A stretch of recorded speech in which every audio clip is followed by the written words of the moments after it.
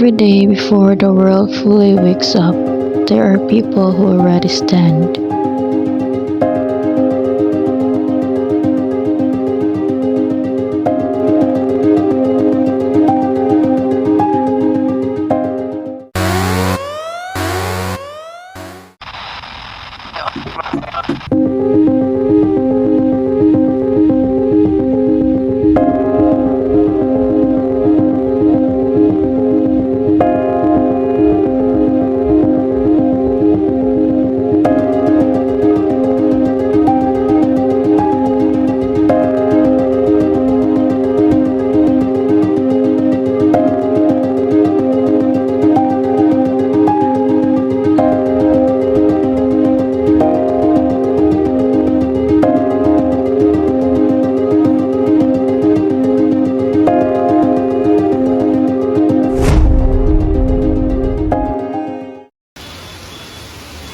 Behind every gate stands a story rarely told. Ako si aka Toto, isa ka head guard sa Tagnanan Detachment. Ako 16 years na sa serbisyo sa security industry. O malipayon ako sa akong trabaho na makahatag og serbisyo sa mga tao sulod sa akong area of responsibility.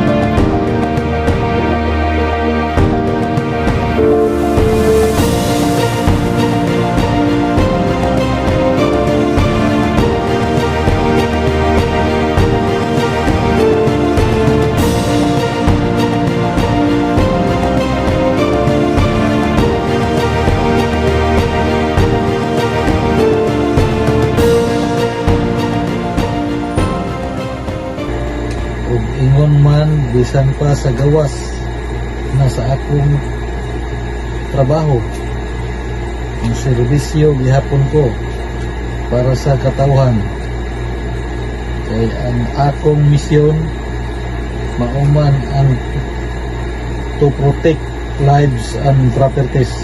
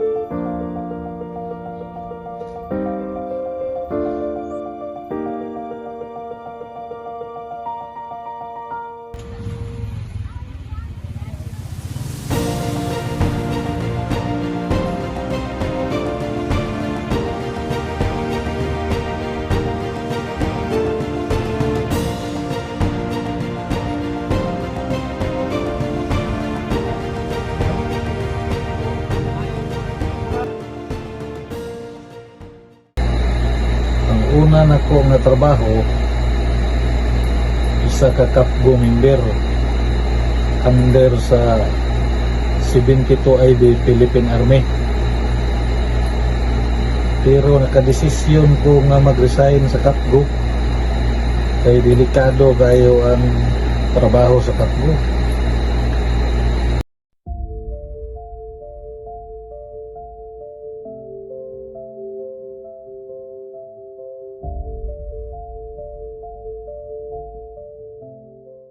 Maong nibalhin ko pagka security guard. Ang dati na ko nga trabaho mao'y nakatabang sa ako para ma-promote ko sa pagka-head guard sa among security detachment. Tungod sa akong experience, 6 years ko nagserbisyo sa Katgo. Maong nisalig ang akong agency na ako ang himuong head guard sa among detachment. Years of dedication, discipline, and quiet service finally lead to a moment of recognition. From standing long hours on post to guiding others with experience and trust, he earns the role of head guard. The promotion is more than a title. It is proof of commitment, leadership, and earned respect. This milestone marks a new chapter in his journey, inspiring others to serve with the same integrity. Ang pinaka-memorable na experience nako sa akong panarbaho mao ang pagka-promote nako sa akong trabaho. Nahimo kong head guard sa maong detachment. Certificate is for the promotion goes from the rank to our promoted to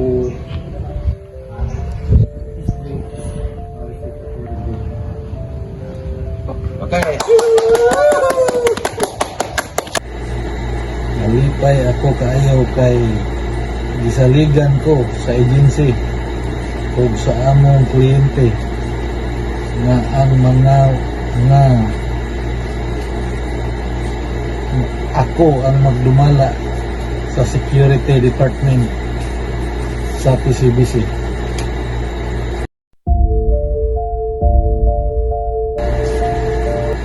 Daghan na mga panahon na nakapalipay ko sa akong panarbaho sa mga tao na akong giserbisyuhan sama sa pag-secure sa ilang kinabuhi ug sa mga kabtangan na anaa sa sulod sa akong area of responsibility.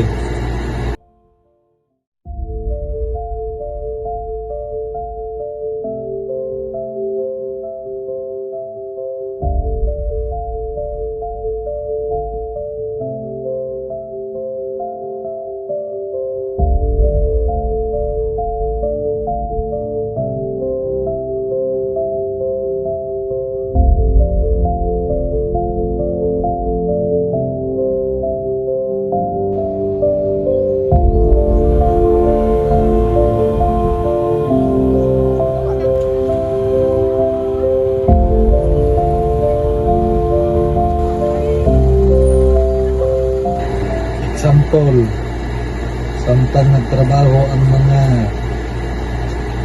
BODs, management and staff ug mga empleyado, amo ang gibantayan ang ilang mga seguridad sa ilang kinabuhi ug mga kabtangan ug mismo ang tibuok plantasyon sa among kliyente sa PCBC. Amo agyong gibantayan, maong kampante sila bisan pa sa ilang pagkatulog kay ang mga guard na nagbantay sa ilang seguridad ug mga kabtangan.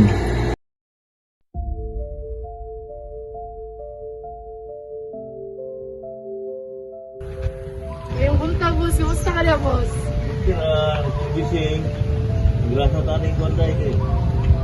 Naglang maningog. Kasi nagubaan ni boss. Wala, boleh. Saan lang ba? Ay, gasahan. Allah. Sir, check na po niya yung mga logbook na reserve mo. Nakuha na sila. Mo na yung sa kuan employee. Kani yung sa visitor. Sir, wala yung kapila, sir. Nakapatimpla layo kay ninit.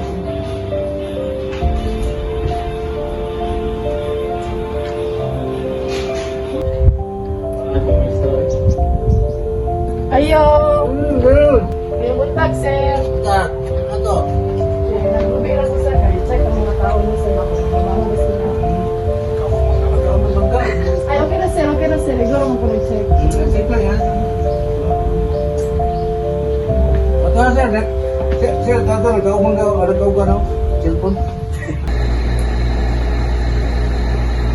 Ako silang istoryahan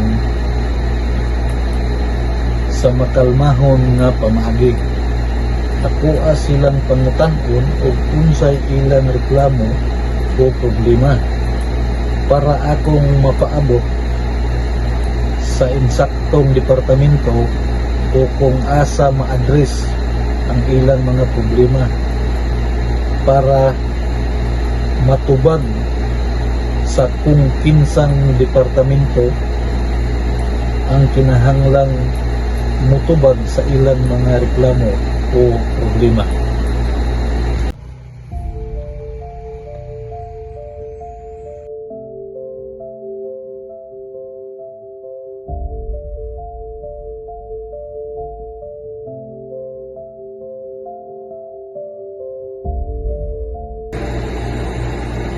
Pasabton siya na adunay memorandum ang kumpanya kung igo rami mo implement sa maong mga rules na gusto ipa-implement sa kumpanya sa mga guard.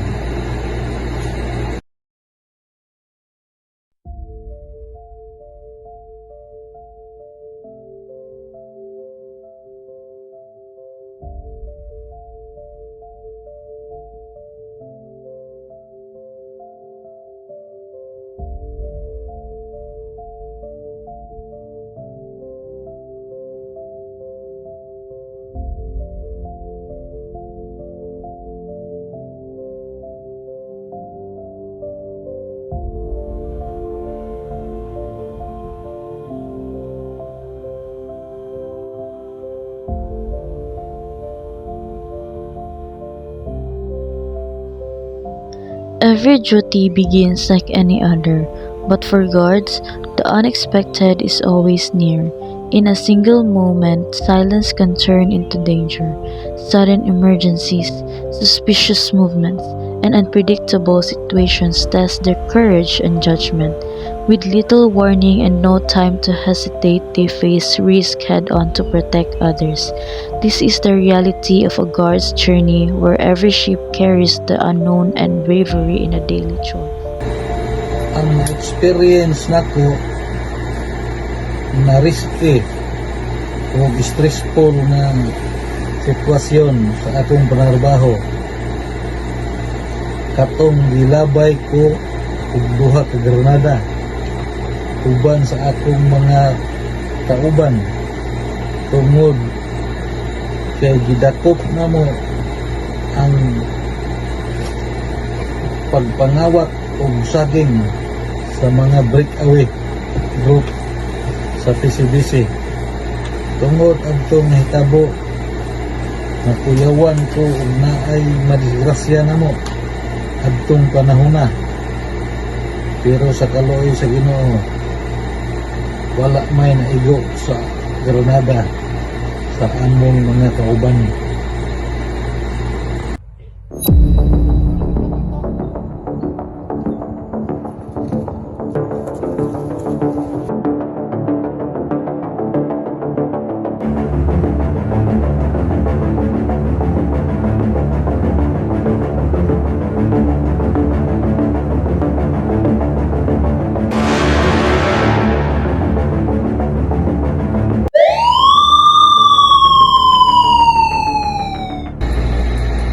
Unsa nimo pagdumala ang mas sitwasyon nga adunay mga away?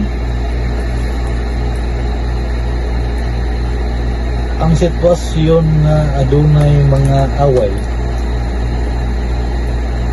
pagka dumalaho nako sa mahinahon nga pamaagi, pero kung dili na makontrol ang sitwasyon ug mulapas na sa limit sa trabaho sa isa ka gwardiya, mangayo nami og police assistance para ma-resolba ang maong kagubot.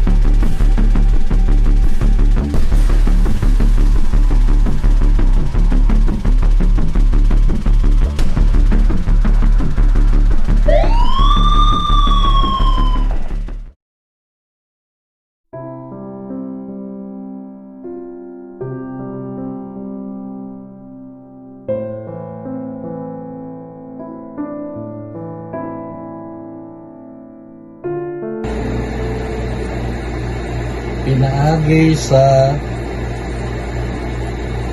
akong kurtese and discipline na maintain ako ang maayong relasyon sa mga tao nga mosulod ug magawas sa kumpanya.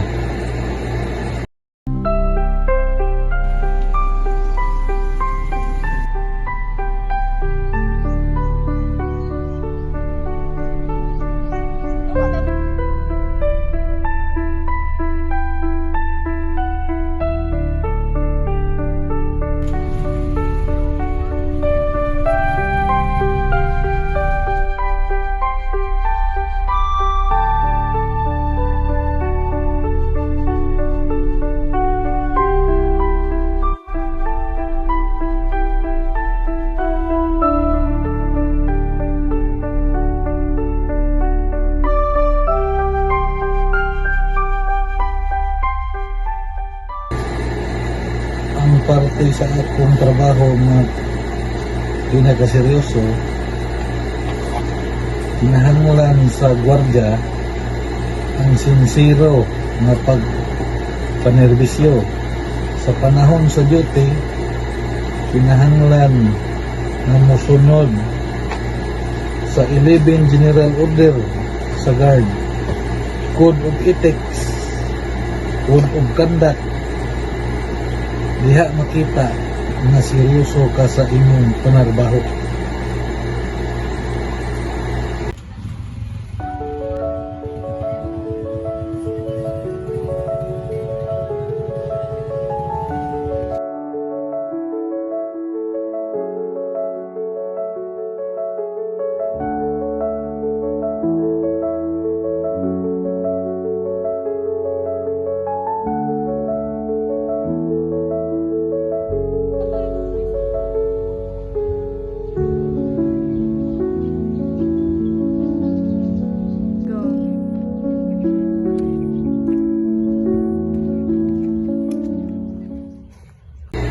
Sa netyor sa among trabaho,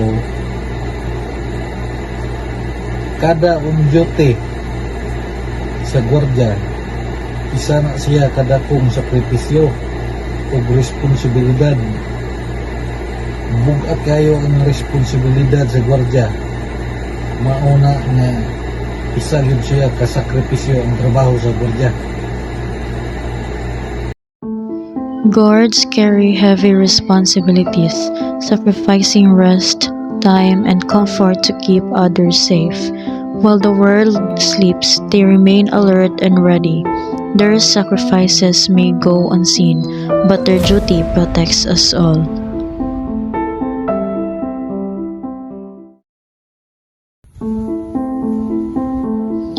While families gather and share moments together, guards stand on duty.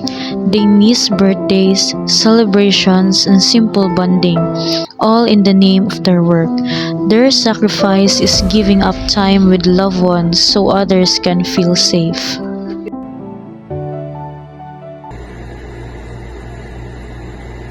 Usahay maka apekto gyud ang oras tungod kay sa akong duty ni head guard 24 hours ang atong pagmonitor sa akong mga tao ug sa among area of responsibility. Maunang makomplek usahay ang akong oras dili ko makaserbisyo sa pamilya.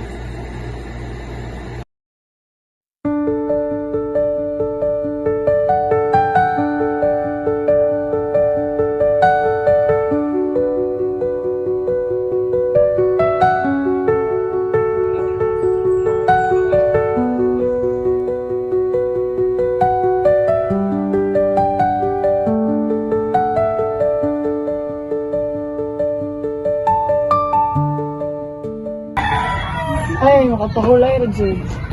Hala, birthday mas akong papa rin mo. Hello, nak. Dili ka mo uli karon? Birthday man si mong papa. Hala ma. Duty mo guna ko karon ma, dili ko kauli. Oh, maina lang si papa mo, happy birthday.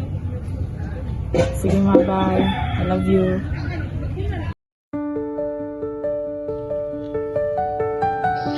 For a guard who gives his best every day, a simple thank you becomes the greatest reward. The grateful words of the people he serves remind him that his sacrifices matter. In those moments, appreciation becomes more valuable than any title or prize.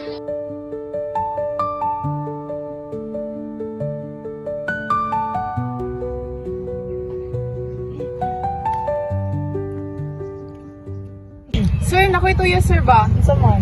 Kato ganing sa akong reklamo sa imuha sa katong niagi. Salamat kay sir ha kay natabangan gyud ko nimo. Nasulbad gyud ang problema nga akong gireklamo sa imuha ato. Salamat gyud kayo sir ha. Wala ka tawid. Mga din akong duty kay as a guard, dili lang ko ka na ibantay sa inyo nga sa bariya. Kung dili, makapasulbad po ko, makatabang ko, ginagmay sa inyo mga problema para masulbad.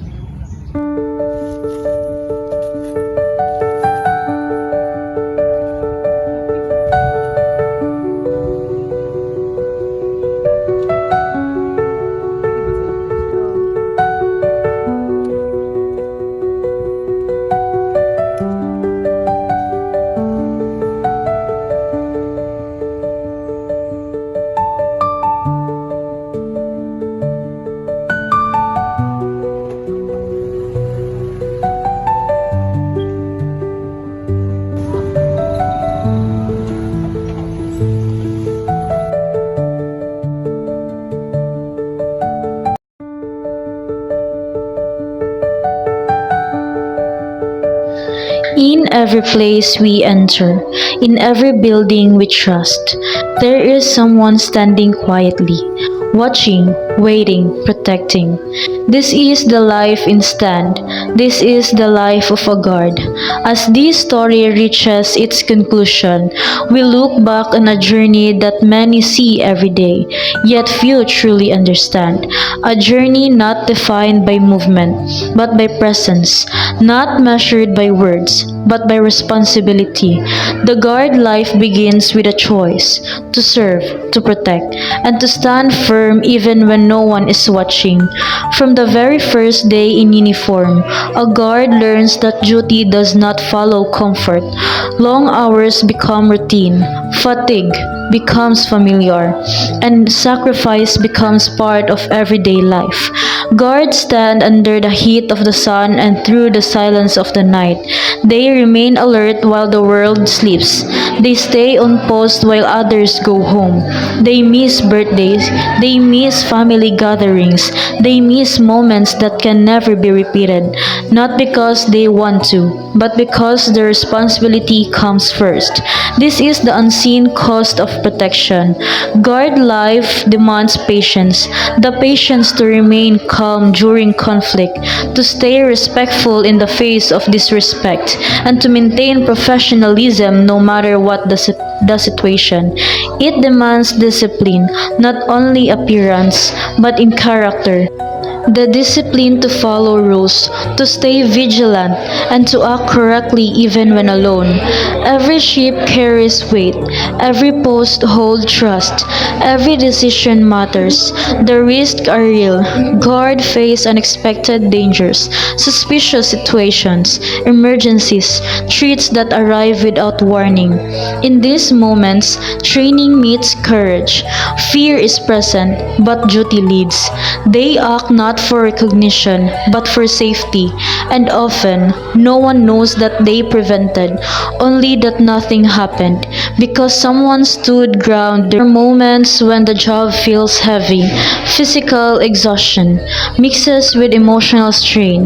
The uniform becomes more than clothing, it becomes a symbol of responsibility carried every day.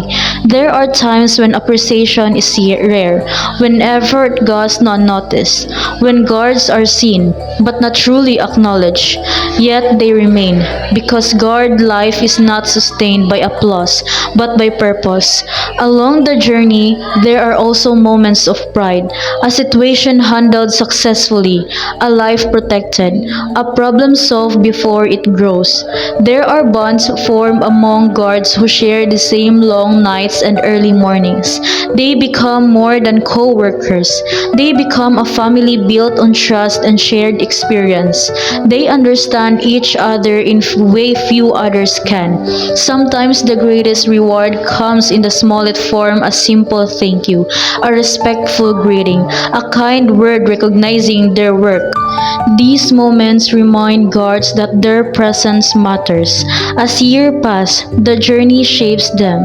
They become stronger, more patient, more disciplined. They learn that guarding is not just about watching, it is about awareness, judgment, and responsibility.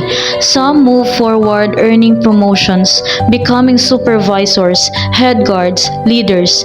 These achievements are not sudden. They are built from countless hours of standing, learning, and proving dedication.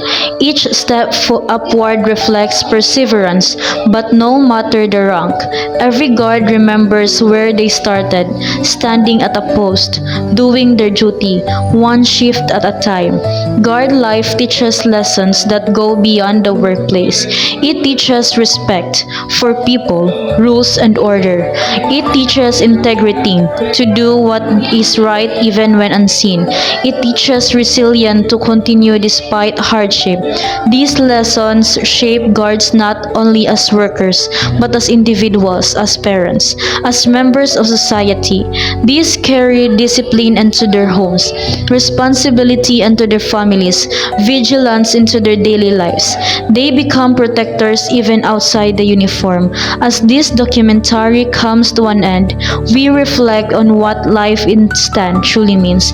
It's not about standing still, it is about standing strong, standing for safety, standing for peace, standing for others. It is choosing duty over comfort, service over recognition, responsibility over rest. It is the quiet strength of those who protect without expecting praise. So the next time you see a guard standing at a gate, remember the journey behind that uniform.